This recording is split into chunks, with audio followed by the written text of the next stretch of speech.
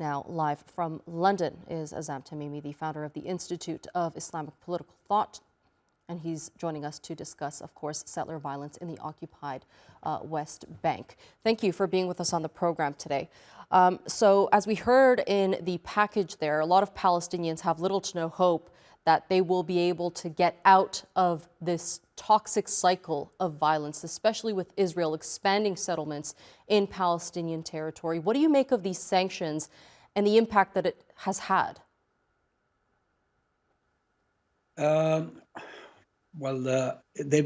make a little bit of impact, but not really much, because Israel still happens to be supported by the major powers in the world, the United States of America and its European allies, whose support for Israel is the reason for the continuation of the plight of the Palestinians.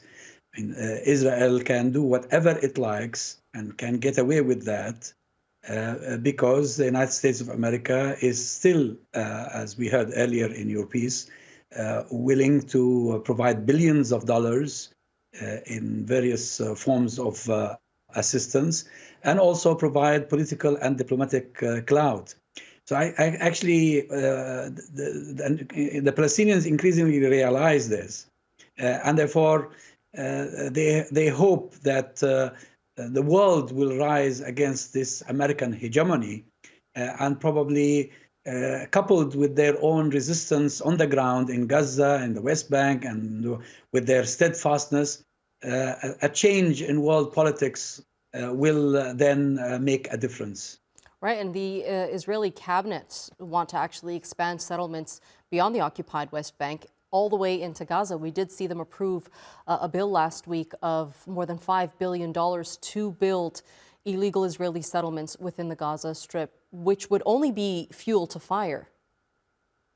Indeed, and that's why people who talk about a political solution to the current crisis, or to the ongoing conflicts, do not seem to understand the nature of this state called Israel.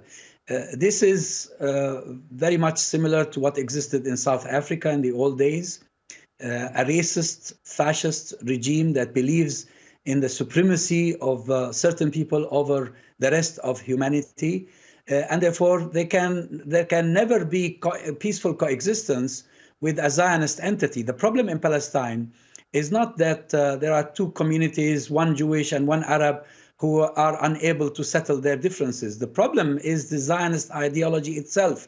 This is an ideology that came from Europe in a form of a colonial project, a settlement colonial project, that does not see the Palestinians or anybody else who is not Jewish as equal human beings. And therefore, the solution to our problem is not a silly two-state solution, which is really no more than an aspirin prescribed for a cancer patient.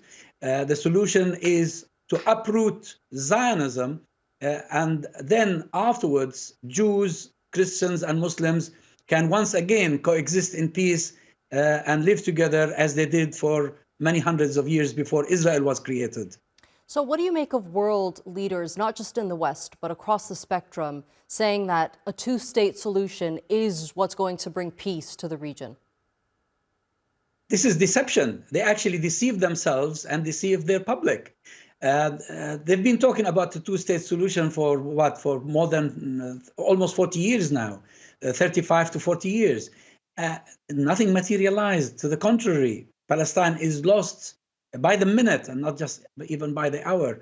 And I think the talk about two-state solution is a form of a tranquilizer. They're just giving us sedatives while Israel continues to expand. We have to put our finger on the real issue, and the real issue is Zionism, which is an anti-human ideology. It's a racist, fascist ideology, the same as all the ideologies that underpinned colonial projects before, in South Africa, in Vietnam, in Algeria, in Latin America, everywhere. You cannot have peace unless you do away with this racism. All right, Azzam Tamimi, thank you so much for being with us here on the NewsHour, sharing that analysis with us. I appreciate it.